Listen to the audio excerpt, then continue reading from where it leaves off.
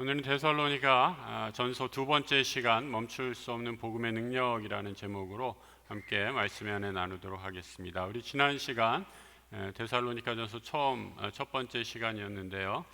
사도 바울이 데살로니가 지역을 복음을 전하면서 믿음의 역사와 사랑의 수고 또 소망의 인내 가운데 하나님께서 복음의 씨앗이 뿌려지게 하시고 그곳에 정말로 모든 사람들의 본이 되는 데살로니가 교회가 시작이 되었다라는 말씀 나누었습니다. 바울이 여러 군데 다니면서 전도한 또 선교한 목회자 또 선교사였는데 사실 그렇게 멀리 다니면서 이곳저곳 다니면서 오래 머문 곳이 그렇게 많지는 않습니다. 서신서를 가만히 살펴보면서 바울의 이 이동 경로를 추적해 보면 에베소라는 곳에서 한 3년 정도 머물렀고요. 이 고린도에서 교회를 개척하면서 1년 반 정도 머물렀다라고 이렇게 예상이 되고 있습니다. 그리고 오늘 우리가 본문으로 살피는 데살로니가 지역에는 지난주에 말씀드린 것처럼 딱 3주만 머물렀던 것으로 전해집니다. 여러분 상식적으로 생각하면 오래 머물러서 오랜 동안 서로 교제한 성도들과 더 깊은 교제를 나눌 것 같은데 오늘 데살로니가 전서를 여러분이 아마 천천히 읽으면 느끼시겠지만 아주 짧은 시간이었지만 이 서신서 곳곳에 바울과 이 성도들 간의 아주 끈끈한 사랑과 교제의 우정이 여러 곳에서 묻어나는 것을 우리는 확인하게 됩니다. 이 교제의 깊이 또 이 사귐의 깊이가 결코 시간에 비례한다는 것만은 아닌 것을 우리가 볼 수 있는 대목이죠. 여러 가지 시간과 장소의 제약에도 불구하고 어떻게 이렇게 깊은 교제를 나누었는가? 바로 여기에 복음의 능력이 있다라는 것을 우리가 생각하면서 오늘 그 비밀을 하나하나 같이 생각하고 은혜를 나누기를 원합니다. 바울은 데살로니가 지역에서 여러 가지 고초를 당했습니다. 그럴 때마다 하나님이 인도하시고 도와주셔서 그 어려움을 면하게 되었죠. 이제 막 시작된 교회, 복음을 막 받아들인 성도들이 겪었던 고난은 바로 외부, 그것도 같은 동족으로부터 받는 고난이었습니다.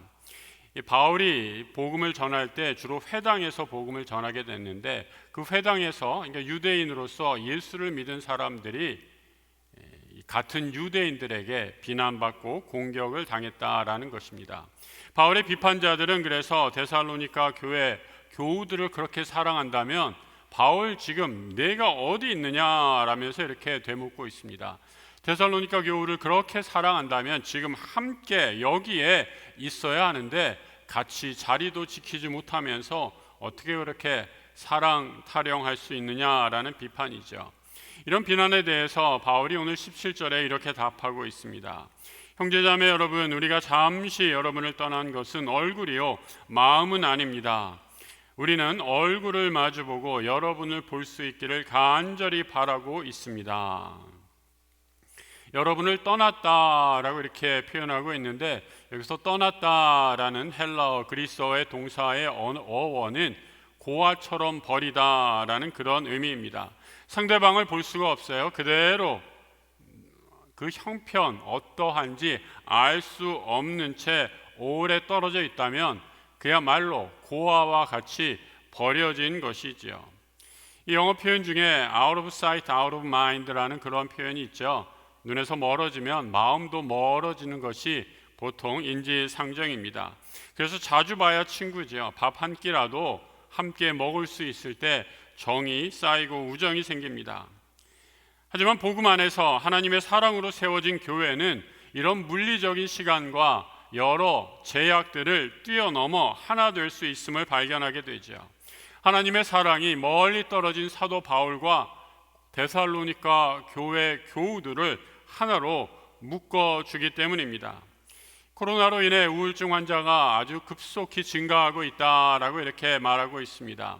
여러분, 우리 인간은 원래 서로 함께 의지하고 서로 교제하고 서로 만나야 행복한 그런 존재들인데 이 코로나 때문에 다 뿔뿔이 고독한 생활을 하다 보니까 여러 가지 우울증 또 정서적인 장애가 일어난다라는 거죠.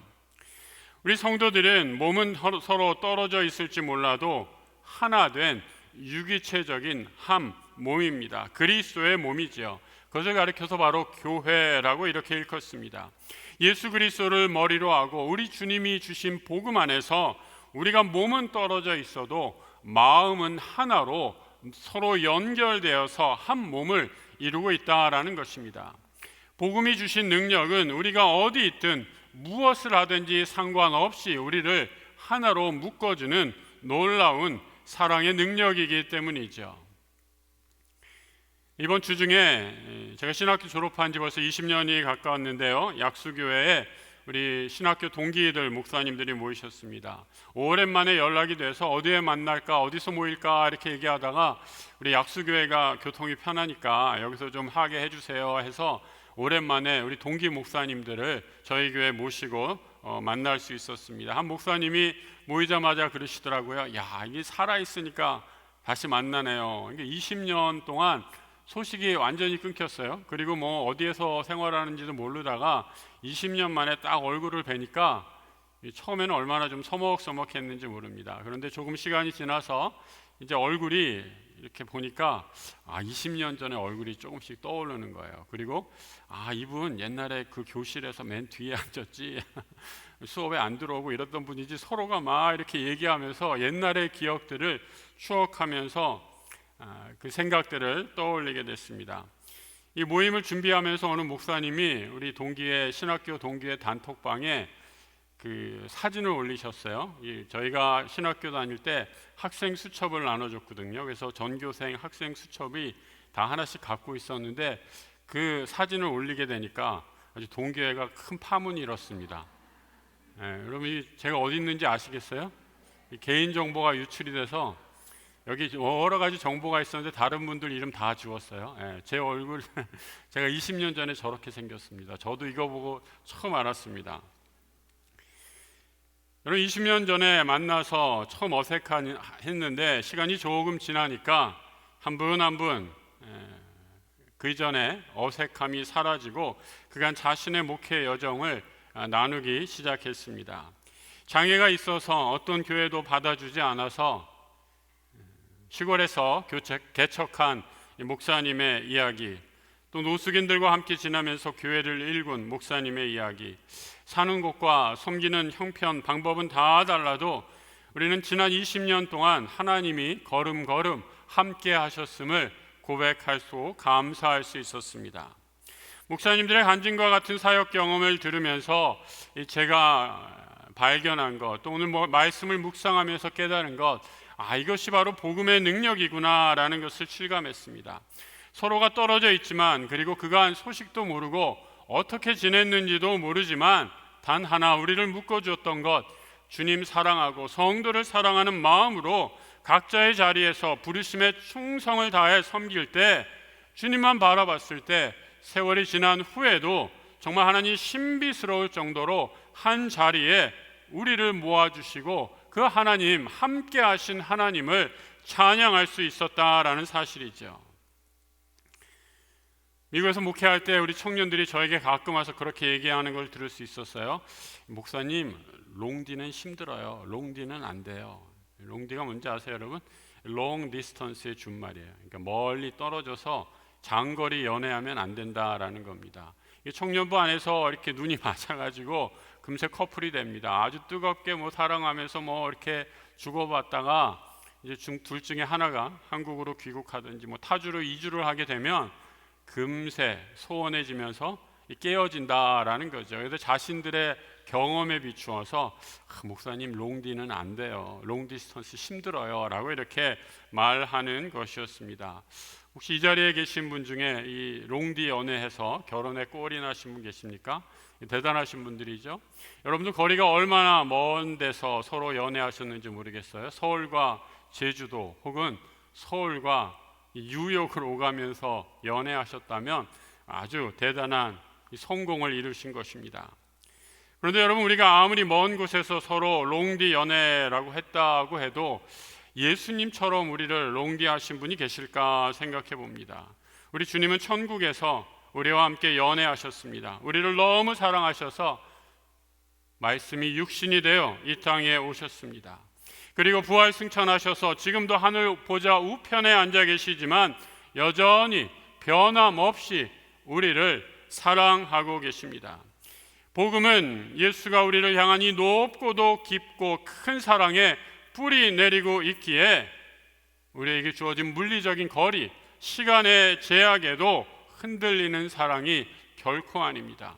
우리 주님은 늘 우리와 함께 하셔서 우리의 마음 문을 두드리고 계시죠. 우리가 마음의 문을 활짝 열면 우리 주님 언제 어디서나 우리와 함께 하시겠다라고 말씀하시죠. 성도 여러분, 집이 멀어서 교회 가기 힘들다라고 핑계하지 맙시다. 정말 집이 멀어서 교회 가기 힘든 것입니까? 우리가 하나님에 대한 사랑이 식어진 것 아닙니까?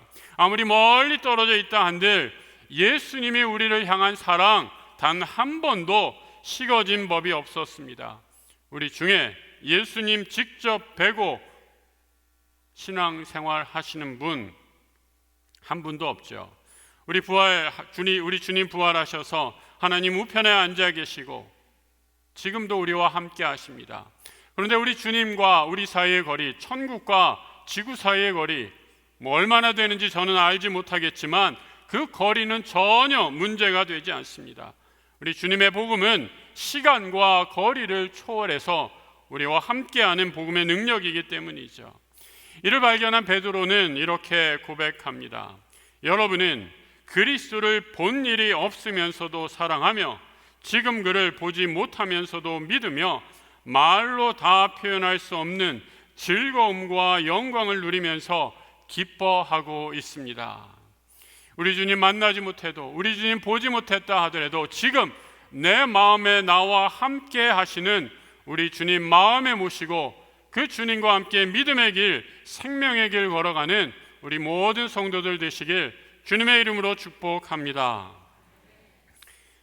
바울이 복음을 전한 데살로니가는 아주 번창한 상업 도시였습니다. 부유한 사람들이 많았고 사업에 성공한 유대인들은 자신들의 능력으로 유대교를 위한 회당을 지어서 함께 신앙생활을 했습니다. 그래서 바울의 선교 전략을 가만히 살펴보면 바울이 그냥 전혀 예수님의 예자도 모르는 사람들을 만나서 거리전도 노방전도 하듯이 전한 것이 아니라 바로 이 회당들을 다니면서 예수님의 복음을 전했던 것을 알 수 있습니다. 이는 아주 효과적인 선교 전략이었죠. 생각해 보세요. 쉽게 말해서 구약과 신약을 전혀 접하지 못한 이방인들에게 복음을 전하는 것보다 이 신약은 모르지만 구약은 아주 잘 알고 있었던 유대교인들이 모여있는 그 회당에 가서 복음을 전한 것이 훨씬 더 효과적이었기 때문입니다. 바울이 유대교 회당에서 전한 복음을 사도행전 17장에서 이렇게 전해주고 있습니다.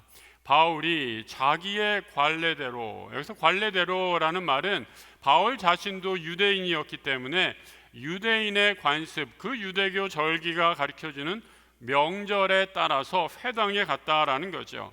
그들에게서 들어가서 새 안식일에 성경을 가지고 강론하며 뜻을 풀어 그리스도가 해를 받고 죽은 자 가운데서 다시 살아나야 할 것을 증언하고 이르되 내가 너희에게 전하는 이 예수가 곧 그리스도라라고 이렇게 복음을 전했다고 말하고 있습니다.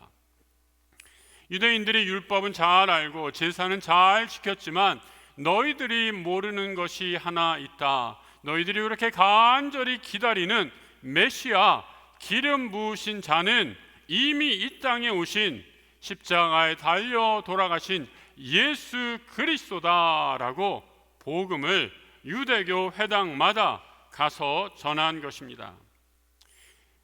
문제는 바울이 이렇게 복음을 전할 때 사탄도 가만히 있지 않았다라는 거죠. 사탄도 아주 열심입니다. 무엇에 열심일까요? 이 복음을 방해하는데 누구보다도 열심이었습니다. 사탄의 중요한 이 복음을 방해하는 방법은 무엇일까?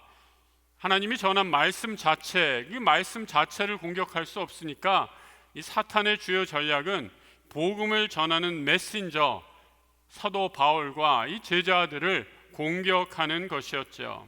바울이 데살로니가에 가기 전에 사역한 것이 바로 빌립보였습니다. 빌립보에서도 마찬가지로 회당에서 복음을 전했는데 이 바울이 전한 복음을 심하게 반대하는 무리들이 바울을 매로 치고 옥에 가두기까지 합니다. 바울은 오늘 데살로니가에서 2절에서 이렇게 말하고 있죠. 너희가 아는 바와 같이 우리가 먼저 빌립보에서 고난과 능욕을 당하였으나, 그러니까 매를 맞고 옥에 갇혔다라는 거죠. 우리 하나님을 힘입어 많은 싸움 중에 하나님의 복음을 너에게 전하였노라. 여러분, 놀라운 표현이 하나 숨어져 있죠. 많은 싸움 중에도 하나님의 복음을 전하였다라고 이렇게 얘기하고 있습니다. 데살로니가에 오기 전에 이미 빌립보에서 고난을 당하고 옥에 갇히기까지 했습니다. 이 정도 고생이었으면 이제 그만둘만도 한데, 데살로니가에 오면 좀 펴지려나, 좀 상황 좀 나아지려나 했을 텐데, 여기서도 똑같이 많은 전쟁 가운데, 싸움 가운데 복음을 전할 수밖에 없다라는 거죠.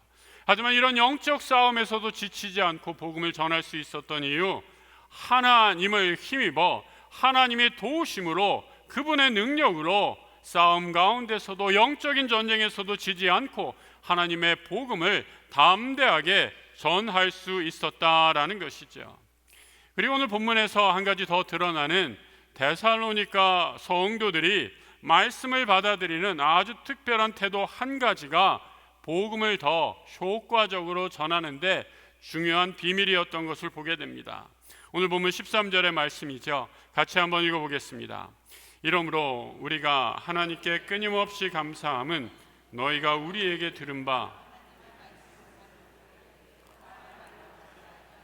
하나님의 말씀으로 받음이니 진실로 그러하도다. 이 말씀이 또한 너희 믿는 자 가운데서 역사하느니라. 성도들이 하나님의 말씀을 받을 때 특별히 데살로니가 교우들, 사람의 말로 받지 않고 하나님의 살아계신 능력의 말씀으로 아멘했다라는 것이죠. 여러분, 어떤 분은 신앙생활에도 오랫동안 해도 별로 변화가 없는가 하면, 어떤 분들은 짧은 시간 안에, 그리 오래 하지 않았는데 놀라운 성장과 성숙, 변화를 이루는 변화 경험을 하게 됩니다. 어떻게 이런 차이가 나는 것일까? 바로 오늘 본문의 데살로니가 교우들이 그러했죠. 교회가 세워진 지 얼마 안 되고 바울이 이곳에 머문 지 3주밖에 안 되었는데, 아주 짧은 기간이었는데 바울이 전한 말, 사람의 말로 여기지 않고 하나님이 주신 생명의 말씀으로 받아들였기에 놀라운 변화가 일어났다라는 것입니다. 우리는 이 말씀을 하나님의 말씀으로 받을 때 온전한 복음의 능력을 체험하게 됩니다.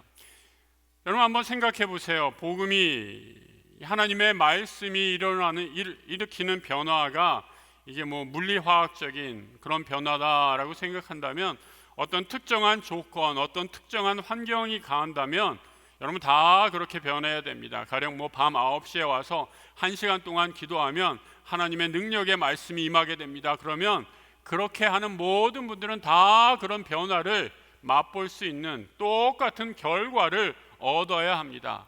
그런데 여러분, 우리가 너무나 다 잘 아시죠? 어떤 사람은 많은 변화를 일으키는데 어떤 사람은 전혀 그런 변화가 일어나지 않습니다. 왜 그럴까?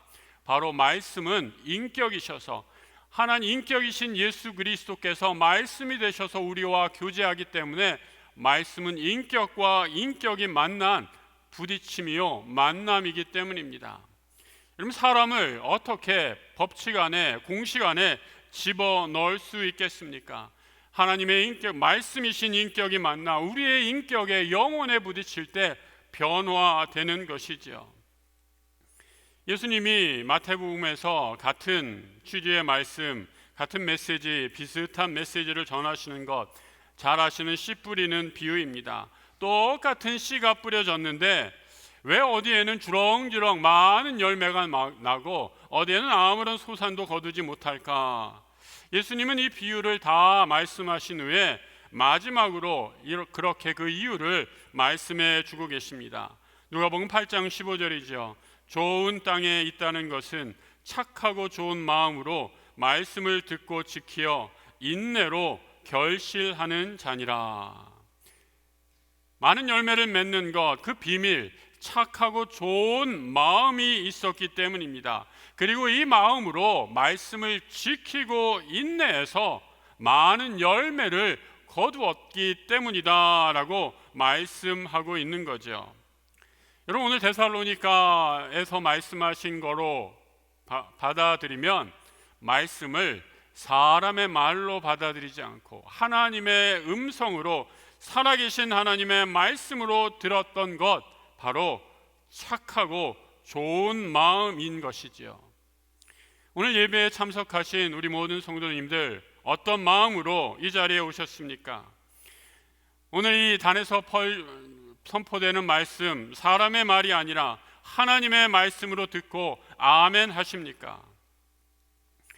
성도는 예배 중에 선포된 말씀이 사람이 전한 말로 듣는 것이 아니라 나에게 주신 하나님의 말씀으로 받을 때 우리의 예배는 성령 충만한 예배의 감격을 누릴 수 있게 됩니다.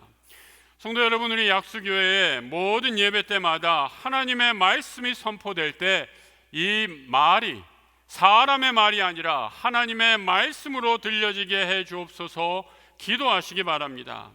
이 말씀을 듣는 우리 모든 성도들도 이 말을 사람의 말로 듣는 것이 아니라 하나님의 말씀으로 아멘으로 받아들이시는 축복이 있기를 기도해 주시기 바랍니다. 데살로니가 교우들, 이제 막 믿은 지 얼마 안 됐지만, 여러분, 우리가 믿은 지 얼마 안 되면 꼭 닥치는 시험, 과제가 있습니다. 바로 고난이라는 시험이죠. 예수 믿어서 모든 것이 다 잘 풀리고 내가 원하는 대로 되면 좋겠건만, 예수 믿는다고 내 삶의 형편과 처지 갑자기 정말 드라마틱하게 변하는 것이 아니라 여전히 우리가 흔히 표현하는 대로 그 모양 그 꼴인 것을 보게 되죠. 그러면 마음에 낙담하고 절망하게 됩니다. 예수 믿어도 별것 없구나라고 다시 실망하고 이전의 모습으로 돌아가는 경우가 얼마나 많습니까? 데살로니가 교우들도 예수의 말씀, 복음을 하나님의 말씀으로 받아들이고 믿음의 길을 걸으려고 했더니 수많은 고난이 따르게 됩니다. 아까 말씀드렸던 것처럼 같은 동족으로부터 받는 고난이었습니다. 너희들은 왜 유대인인데 이상한 복음, 예수교를 받아들이느냐라고 하면서 믿음의 초신자인 데살로니가 교우들을 동족들인 유대교 사람들이 비난하고 공격합니다. 바울은 이런 고난을 당했던 성도들을 향해 성도의 믿음은 이러한 고난을 통해 한 단계 성장하고 성숙하게 된다라고 이렇게 말하고 있습니다. 오늘 본문 14절의 말씀이죠. 형제자매 여러분, 여러분은 그리스도 예수 안에서 유대에 있는 하나님의 교회들을 본받는 사람이 되었습니다. 그들이 유대 사람에게서 고난을 받는 것과 같이 여러분도 여러분의 동족에게서 똑같이 고난을 받았습니다. 성도들이 받는 고난의 이유는 무엇인가? 바로 너희들이 신앙생활을 잘 하고 있기 때문이라는 증거라는 것입니다. 우리가 믿음 생활을 잘 할 때 사탄이 가만히 내버려 둘 리가 없다는 거죠. 너희가 당하는 이 고난, 바로 하나님의 말씀을 생명의 말씀으로 받아들이고 믿음의 길을 걸어갈 때 반드시 거쳐야 되는 시험이요 믿음의 연단이다라는 것을 말해주고 있습니다. 너희들이 잘 아는, 그래서 너희들이 존경에 마지 않는 예루살렘에 있는 많은 예루살렘 모교회들도 지금 너희들이 당하는 똑같은 고난을 당하고 있다라고 말합니다. 그런데 생긴 지 얼마 안 된 데살로니가 교회 교우들이여, 너희들이 이런 고난을 당하고 있으니 얼마나 감사하고 영광된 일인가. 도리어 이렇게 바울은 그들을 위로하고 격려하는 것입니다. 성도 여러분, 고난을 일부러 좋아할 필요도 없고 찾아갈 일도 없습니다. 하지만 우리 하나님은 어찌된 일인지 우리 삶 가운데 고난을 허락하십니다. 이 고난의 긴 터널을 지날 때 우리가 꼭 이런 질문하죠. 하나님 왜입니까? 언제쯤 끝나겠습니까? 한숨 지며 때론 낙담하고 절망하기도 합니다. 그런데 여러분 꼭 기억하시기 바랍니다. 그런 고난의 긴 터널을 통해 우리 하나님이 이루시고자 하는, 나는 다 깨닫지 못해도 하나님이 이루시고자 하는 하나님의 숨겨진 섭리가 있음을 기억하시기 바랍니다. 고난 중에서도 진리의 말씀 붙잡고 믿음으로 그 길 걸어갈 때 우리 하나님 약속하신 생명의 면류관을 약속해 주시지요. 오늘 보면 마지막 절입니다. 같이 한번 읽어보죠. 우리의 소망이나 기쁨이나 자랑의 면류관이 무엇이냐? 그가 강림하실 때 우리 주 예수 앞에 너희가 아니냐? 너희는 우리의 영광이요 기쁨이니라. 그럼 사도 바울은 지금 고난을 받고 있는 어린아이와 같은 데살로니가 교우들을 향해 이렇게 말하고 있습니다. 내 영광, 나 바울의 영광이 무엇이겠느냐? 내가 지금까지 쌓아왔던 세상의 학문이겠느냐? 내가 가진 재산이겠느냐? 내가 가진 공로이겠느냐? 이런 세상적인 것이 결코 아니다. 내가 우리 주님 앞에 설 때 나의 유일한 자랑, 믿음으로, 복음으로, 말씀으로 낳은 바로 너희들, 말씀으로 낳은 자녀들, 너희들이야말로 나의 영광이요 기쁨이다 라고 말하고 있는 것이죠. 여러분, 우리 주님 우리를 부르실 때 하나님 앞에 무엇을 자랑하겠습니까? 내가 세상에서 이런 일하고 왔습니다, 이런 높은 자리에 이런 많은 재산을 갖고 왔습니다. 우리 주님께 그런 자랑하시겠습니까? 우리의 자랑은 우리가 생명으로 낳은 자녀들, 우리가 말씀으로 낳은, 우리가 전도한 그 열매들을 자랑하는 것이 우리의 기쁨이고 영광 아니겠습니까? 사도 바울은 우리의 눈물과 수고로 맺은 그 생명의 열매들을 하나님께서 기억하신다라고 말씀합니다. 우리 주님 다시 오실 때에 그 모든 눈물을 기억하시며 닦아주시고 생명의 열매를 거기에 합당한 상급을 내려주시겠다라고 말씀하시지요. 여러분, 그래서 이 기도에 기나긴 어둠과 터널과 같은 이 고난의 길을 걸을 때 꼭 필요한 것이 있습니다. 바로 기도하는 것이지요. 여러분, 기도함으로, 인내함으로, 기다림으로 우리는 생명의 열매, 하나님의 기도의 응답을 받을 수 있기 때문이죠. 5만 번 기도 응답을 받았다라고 하는 조지 뮬러 목사님의 일기장을 보면 그가 1844년부터 사람들을 위해 기도한 일기를 볼 수 있습니다. 주변에 있는 많은 사람들을 전도하고 특별히 5명, 복음을 영접하지 않는 그의 친구 5명을 위해서 늘 기도했던 그의 일기장을 보게 됩니다. 1명, 2명, 이 조지 뮬러 목사님의 기도의 응답으로 예수를 받아들이고 그리스도인이 된 것을 감사하는 것을 적고 있습니다. 1년이 지나서 어떤 친구는 5년이 지나서 10년이 지나서 한 분 한 분이 주께로 돌아오는 그런 놀라운 경험을 하게 되죠. 그런데 어떤 사람은 조지 뮬러가 36년을 기도했는데도 돌아오지 않고 36년 후에 예수를 받아들인 그런 친구가 있습니다. 그럼 36년 기도했는데도 예수 안 믿으면 참 진짜 쇠고집이죠. 정말 질긴 그런 고집 중에 고집불통이 아닌가 싶습니다. 그래서 36년을 끈질기게 기도했더니 기도 응답으로 그분이 조지 뮬러 목사님이 천국 가신 후에 복음을 받아들였다라는 거죠. 여러분, 우리의 기도 응답 안 되신다고 너무 조급해하실 필요 없습니다. 하나님께 올려드린 기도 반드시 응답됩니다. 우리 하나님 여러분의 기도를 다 들으시고 하나님의 때에 하나님의 시간표에 맞춰서 응답하십니다. 인내하고 기다리고 고난 가운데서도 실망하고 좌절하지 말고 믿음의 길을 걸어가시는 하나님 나라의 백성 되시길 우리 주님의 이름으로 축복합니다. 복음의 능력으로, 이 복음의 능력이 우리 삶을 다스릴 것을 우리 고백하며 다 함께 잠시 기도의 시간 갖도록 하겠습니다. 함께 눈을 감고 우리 기도했으면 좋겠습니다. 여러분, 오늘 예배의 시간에 우리 주님께서 말씀하고 계십니다. 우리 주님, 시간과 공간을 초월해서 지금 여기 이 자리에 계신 우리 모든 성도들의 마음의 문을 두드리고 계십니다. 여러분은 지금 그 마음의 문, 바로 내 옆에 계신 우리 주님, 내 마음의 문을 두드리시는 그 주님의 음성을 멀리하고 마음의 문을 꼭꼭 걷어 잠그시고 우리 주님, 우리 하나님은 나와는 상관없이 아주 멀리 계신 분이다라고 이렇게 생각하고 계시지 않습니까? 그렇다면 오늘 이 시간 여러분의 마음의 문을 활짝 여시고 바로 내 옆에 나와 함께 하시는 그 주님을 영접하시는 기도를 올리시기 바랍니다. 오늘 예배의 말씀, 주신 말씀 기억하시기 바랍니다. 하나님의 말씀은 사람의 말이 아니라 하나님의 말씀으로 받아들일 때 우리의 영혼이 반응하고 우리의 신앙이 성장하게 됩니다. 주님의 말씀, 선포되는 말씀, 하나님의 말씀으로 받아들이는 믿음의 능력, 믿음의 은혜 허락하여 주옵소서. 기도하시기 바랍니다.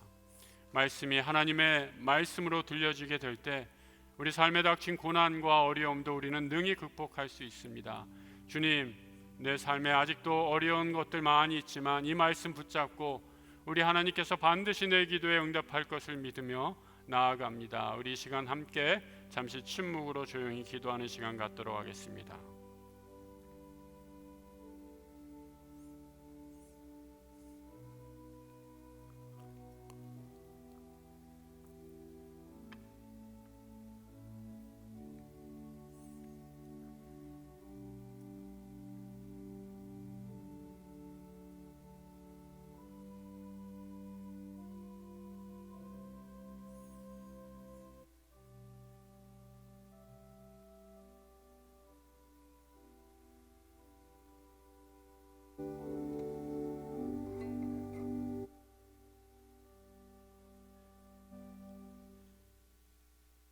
고개 숙인 우리 약소의 모든 성도들, 복음의 능력으로 다시 일어나는 은혜 누리게 하여 주옵소서. 우리가 어디에 있든지 무엇을 하든지 늘 나와 함께 하시는 우리 주님, 내 마음의 문을 두드리고 계신데 그 마음의 문을 활짝 열고 주님을 영접하는 이 시간 되게 하여 주옵소서. 하나님의 말씀, 사람의 말이 아닌 하나님의 말씀으로 아멘으로 받아들이는 착하고 좋은 마음 허락하여 주옵소서. 허락하신 말씀 우리에게 있기에 우리에게 닥친 어려움, 절망, 환난도 능히 믿음으로 이겨내는 천국을 향해 걸어가는 천국의 순례자들 다 되게 하여 주옵소서. 생명의 주 예수 그리스도의 이름으로 기도드립니다. 아멘.